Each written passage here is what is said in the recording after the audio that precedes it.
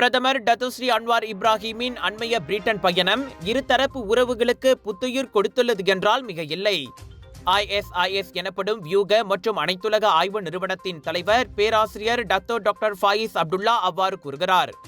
உள்நாட்டில் பல்வேறு சவால்களை எதிர்நோக்கினாலும் ஆசிய பசிபிக் வட்டாரத்தில் தனது இருப்பை தக்க வைத்துக் கொள்ள பிரிட்டனும் கடுமையாக உழைக்கிறது.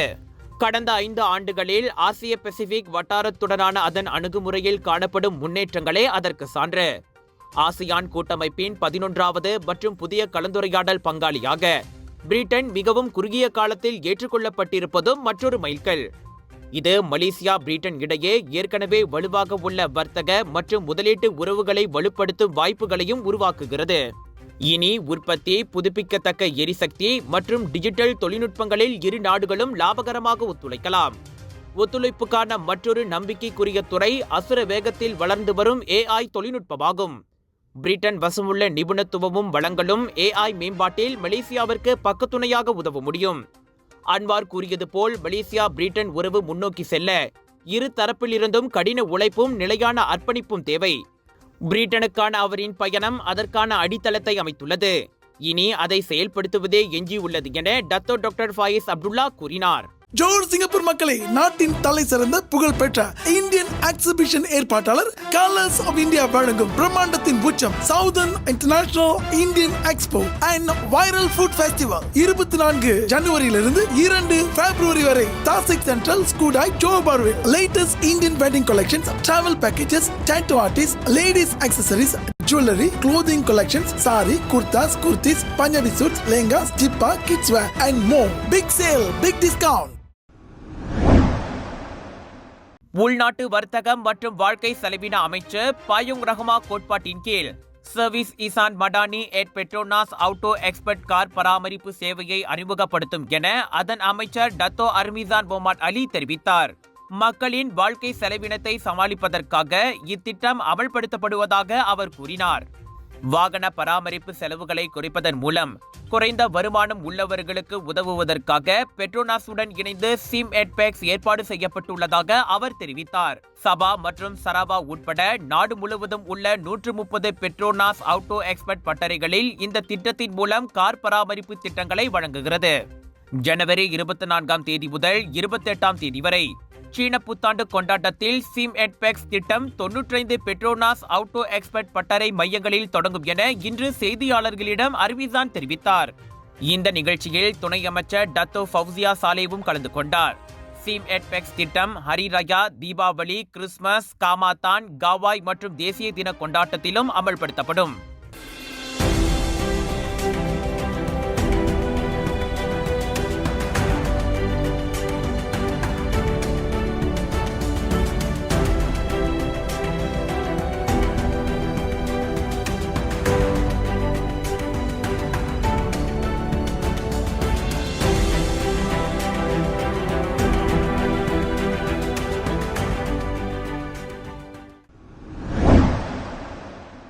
மலேசியர்களை ஏமாற்றுவதற்காக மோசடி செய்பவர்களால் அடிக்கடி பயன்படுத்தப்படும் 4 சமூக வலைத்தளங்களில் முகநூல், வாட்ஸ்அப் ஆகியவற்றுடன் டெலிகிராம் மற்றும் டிக்டாக் ஆகியவை அடங்கும்.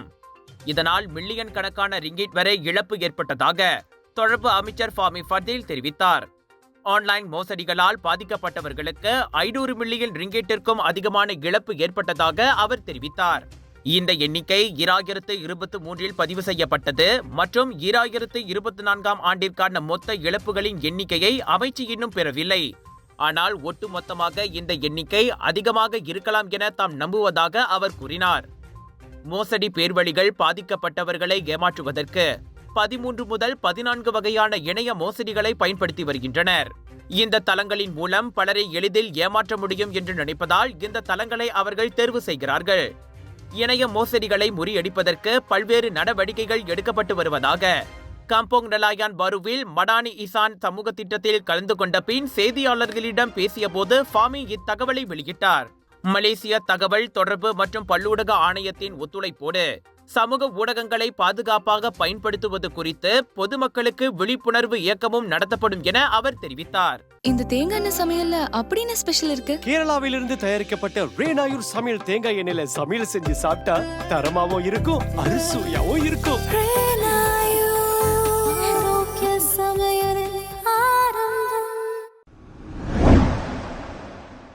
அறுவடை திருநாளான பொங்கலை முன்னிட்டு தேசிய அளவில் ஒற்றுமை பொங்கல் விழாவை ஸ்ரீ மகா மாரியம்மன் கோவில் தேவஸ்தானமும் மலேசிய இந்து ஆலய இந்து அமைப்புகளின் ஒருங்கிணைப்பு பேரவையான மகிமாவும் இணைந்து மிக சிறப்பாக நேற்று ஏற்பாடு செய்திருந்தன. பத்துமலையில் கோலாகலமாக நடந்தேறிய இவ்விழாவில் சிறப்பு விருந்தினர்களாக மாய்காவின் தேசிய தலைவர் தான் ஸ்ரீ SA விக்னேஸ்வரன், மாய்காவின் தேசிய துணைத் தலைவர் டத்துஸ்ரீ M சரவணன், ஸ்ரீ மகாமாரியம்மன் தேவஸ்தானத்தின் தலைவர் தான் ஸ்ரீ R நடராஜா மற்றும் அவர்தம் துணைவியார் புவான் ஸ்ரீ மல்லிகா நடராஜா உட்பட பல பிரமுகர்கள் கலந்து கொண்டனர்.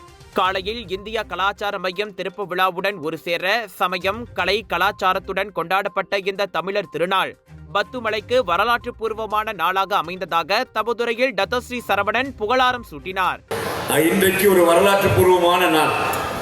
ஏறக்குறைய தைப்பூசத்திற்கு இன்னும் 2 வாரத்திற்கு சற்று அதிகமாக இருந்தாலும் அதையெல்லாம் பொருட்படுத்தாமல் பத்துமலையில் இது உலகின் பிரசித்தி பெற்ற பக்தி ஸ்தலமாகவும் அதே நேரத்தில் சுற்றுலா தலமாகவும் மாறி வர காரணத்தால் நம்முடைய கலாச்சார மையம் இங்கே இருக்க வேண்டும். இங்கே வருகின்றவர்களுக்கு நம்முடைய கலாச்சாரம் புரிய வேண்டும்.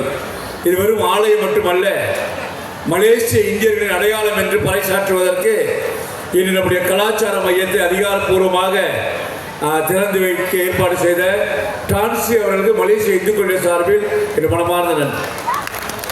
பத்துமலை திருத்தலத்தை பொறுத்தவரை ஒவ்வொரு ஆண்டும் தைப்பூச விழாவிற்கு வருகின்ற பக்தர்கள் ஏதாவது ஒரு மாற்றங்களை, அபிவிருத்தி திட்டங்களை, புதிய மேம்பாடுகளை ஒவ்வொரு ஆண்டும் கண்டுகளித்துக் கொண்டிருக்கின்றார்கள். ஒவ்வொரு முறை வரும் பொழுதும் கடந்த ஆண்டு இது இல்லையே இப்போ எப்பொழுது என்று பக்தர்கள் ஆச்சரியப்படக்கூடிய வகையில் டான்சி அவர்கள் இந்த மேம்பாட்டு திட்டங்களை கொண்டு வந்திருக்கின்றார். இன்றைய 2ஆம் கட்ட நிகழ்ச்சியை பொறுத்தவரை அருமை சகோதரர் நம்முடைய டாக்டர் சிவகுமார் அவர்கள் மிகப்பெரிய முயற்சியில் 2 உருமாற்றங்களை செய்திருக்கின்றார். தந்தை காட்ட வழியிலே நின்று தந்தை எவ்வழியோ தலைவன் அவளியே என்பதை கருத்தில் கொண்டு ஒன்று டீம் DSK என்று நிறைய மேம்பாடுகளையும் நிறைய வளர்ச்சிகளை கொண்டு வந்திருக்கிறார். அதே போல இன்றைக்கு மகிமா மூலமாக ஒரு புதிய இந்து சமயத்திற்கு ஒரு புதிய பரிமாற்றத்தை ஏற்படுத்தியிருக்கின்றார். அதன் பின்னர் ஒற்றுமை பொங்கல் விழாவை தேவஸ்தான தலைவர் தான் ஸ்ரீ நடராஜாவின் துணைவியார் புவான் ஸ்ரீ மல்லிகா குத்துவிளக்கேற்றி மலர் தூவி தீபாராதனை காட்டி பொங்கல் புதுப்பானையில் பால் ஊற்றி நிகழ்ச்சியை அதிகாரப்பூர்வமாக தொடக்கி வைத்தார். தொடர்ந்து தான் ஸ்ரீ நடராஜா, டத்து ஸ்ரீ சரவணன், டத்து சிவகுமார் ஆகியோர் புதுப்பானையில் பால் ஊற்றிய பின்னர் பொங்கல் வைக்கும் நிகழ்ச்சி தொடங்கியது. மாலை 3 மணிக்கு தொடங்கிய இவ்விழாவில் கிராமிய நடனங்கள், வழுக்குமரம் ஏறுதல், கயிறு இழுத்தல், தோரணம் பின்னுதல் போன்ற பாரம்பரிய விளையாட்டுகள் இடம்பெற்றன. அதே வேளையில் மகிமா அமைப்பின் கீழ் பதிவு செய்யப்பட்ட ஆலய நிர்வாகத்தினரும் பொதுமக்களும் இணைந்து 200 பொங்கல் பானைகளில் ஒரு சேர பொங்கலிட்டு விழாவை மேலும் சிறப்பித்ததை மகிமாவின் தலைவரும் தேவஸ்தானத்தின் அறங்காவலருமான டத்து சிவகுமார் தெரிவித்தார். கிட்டத்தட்ட 200 ஆலயங்களும் சேர்ந்தவங்க, இயக்கத்துக்கு சேர்ந்தவங்க சேர்ந்து இன்னைக்கு பொங்கல் வைக்க போகிறோம். அந்த பொங்கல் விழா பார்த்துக்கிட்டிங்கன்னா இன்னைக்கு வரை தந்தவங்களுக்கும் எந்த செலவும் கிடையாது. அவங்க அவங்கள வரை தந்த பால்லேருந்து நெருப்பு, விறகுச்சி, பானை இது எல்லாம் மகிமா மூலியமாக நாங்கள் இன்றைக்கி கொடுக்கப்படுறோம். அதே நேரத்தில் நம்மளோட கலாச்சாரத்தில் இருக்க போட்டிகள், விளையாட்டுகள் இது எல்லாம் எல்லாருக்கும் தெரியணும்னு சொல்லி ஒரு நோக்கத்தில் இன்றைக்கி மெது சைக்கிள், உரியடி, கயிறு இழுத்து, வழக்கு மரம், தோரணம் பின்னறல், அதே மாதிரி பூச்சாரம் பின்னர்கள் இதெல்லாம் பல போட்டிகளும் பல நிகழ்ச்சிகள் வச்சுருக்கோம். எங்கள் நோக்கம் எல்லாமே எல்லாரும் சேர்ந்து இன்றைக்கி இந்த பொங்கல் விழாவை கொண்டாடணும்னு சொல்லி தான் எங்களோட முக்கிய நோக்கம். இன்றைக்கி சமயம் மூலமாக தான் நம்ம ஒத்துமையாக இருக்கோம். அது இல்லாமல் அது கோயில் வளாகத்தில் நம்ம இந்த மாதிரி நிகழ்ச்சிகள் செஞ்சவங்க பலர் பேர் இந்த இடத்துக்கு வரக்கான உண்டான சாத்தியம் இருக்குது. அதே நேரத்தில் நம்ம கலாச்சாரத்தையும் சரி, நம்ம சமயம் சரி, மற்றவங்க தெரிஞ்சிக்கமான முக்கியமான இடமா ஆகும். அதனால் கோயில் என்பது ஒரு முக்கியமான இடம். அது இந்த மாதிரி நிகழ்ச்சிகளை நடத்துறதுக்கு இதுதான் ஒரு நல்ல இடம், சிறந்த இடம். மகிமா அமைப்பின் கீழ் உள்ள 10 கோயில்களுக்கு வளர்ச்சி நிதியாக நேற்று மொத்தம் 50,000 ரிங்கேட் பகிர்ந்தளிக்கப்பட்டது குறிப்பிடத்தக்கது. இதனிடையே இதுபோன்ற விழாக்கள் மக்கள் மத்தியில் ஒற்றுமையை வளர்ப்பதுடன் சந்தோஷத்தையும் மனநிறைவையும் அளிப்பதாக சிலர் வணக்கம் மலேசியாவிடம் தெரிவித்தனர். வருஷம் யூஸ்வலி பொங்கல் பத்தி கேஃப்ல வைப்போம். நம்ம இந்த எப்போதுமே கூடாரம் உள்ளுக்கு தான் வைப்போம். இதான் முத தடவை வெளியே வச்சு செய்யறோம். மனசுக்கு ரொம்ப நிறைவா இருக்கு. ஏன்னா ஒண்ணுனா இந்த வாட்டி பொங்கறதுக்கு கொஞ்சம் தாமதமா ஆச்சு. அது எல்லாருமே பார்த்தாக்கா அதை தான் இது ஃபேஸ் பண்ணாங்க. மற்றபடி எல்லாம் ஒரு உதவியோட இது பண்ணி பொங்க வச்சுட்டோம். அது ஒரு பெரிய மன நிம்மதியும் சந்தோஷமாவும் இருக்கு. பொங்கல் என்றது முக்கியமான ஒரு பெருநாள், நம்ம தமிழர்கள் பெருநாள். இது எல்லாரோடையும் சேர்ந்து கேஎல் மக்கள், மலேசியா மக்கள் கெடாலேருந்து கூட வந்திருக்காங்கன்னு சொன்னாங்க. அவங்களோடலாம் சேர்ந்து ஒற்றுமையாக கொண்டாடுறது ரொம்ப சந்தோஷமா இருக்கு. இது உண்மையிலேயே ஒரு வித்தியாசமான புதுமையான ஒரு அனுபவமாக இருந்தது எனக்கு. எப்பவுமே நம்ம ஒரு தாமன்ல வீட்டு முன்னாடி நம்ம நெய்பர்ஸோடு சேர்த்து பொங்கல் வைப்போம். ஆனால் இது பல மக்களோடு சேர்ந்து, அதுவும் முருகனோட சன்னிதானத்தில் எல்லா மக்களாக சேர்ந்து ஒரு ஒற்றுமை பொங்கலாக வைக்கிறது ரொம்ப சந்தோஷமாக இருந்தது. இது உண்மையிலேயே ஒரு புதுவித அனுபவமாக இருந்தது. நான் இந்த பட்டி கேஃபில் நடக்கிற உரி அடித்தல் போட்டியில் கலந்து அந்த உரி அடித்தலில் 2வது வாட்டி கரெக்டாக அடித்தனால மனசு நிறைவாக இருக்குது. இதுதான் ஃபர்ஸ்ட் டைம் நான் பார்க்குறது. ஸோ ரொம்ப நல்லா இருக்குது பார்க்குறதுக்கு. தமிழோட ரொம்ப ஒற்றுமையாக இருக்காங்க. ஸோ இதெல்லாம் பார்க்குறப்ப ரொம்ப நல்லா இருக்குது பார்க்குறது. இந்த தேசிய பொங்கல் விழாவில் முக்கிய பிரமுகர்கள் உட்பட ஆயிரக்கணக்கான மக்கள் பங்கேற்றனர். ஜோஹர் மாநில மாய்கா இளைஞர், மகளிர், புத்ரா மற்றும் புத்ரி ஏற்பாட்டில் ஒற்றுமை பொங்கல் விழா நிகழ்ச்சி எதிர்வரும் ஜனவரி 26ஆம் தேதி ஞாயிற்றுக்கிழமை ஜோஹர் பாரு ஜாலான் உங்குபான் லிட்டில் இந்தியா வளாக பகுதியில் மிகவும் சிறப்பாக ஏற்பாடு செய்யப்பட்டுள்ளது. ஜோஹர் மாநில மாய்கா தலைவரும் மாநில ஆட்சிக்குழு உறுப்பினருமான ரவீன்குமார் கிருஷ்ணசாமி பொங்கல் நிகழ்வை அதிகாரப்பூர்வமாக தொடக்கி வைப்பார். மேலும் மாநில மாய்காவின் துணைத் தலைவர் டத்தோ நிலராஜா மற்றும் மாநில மாய்கா பொறுப்பாளர்களும் கலந்து கொள்வார்கள். இந்த நிகழ்ச்சியை மாய்காவின் தேசிய தலைவர் தான்ஸ்ரீ SA விக்னேஸ்வரன் நிறைவு செய்வார் என ஜோஹர் மாய்கா இளைஞர் பிரிவு தலைவர் மோகன் அருணாசலம் தெரிவித்தார்.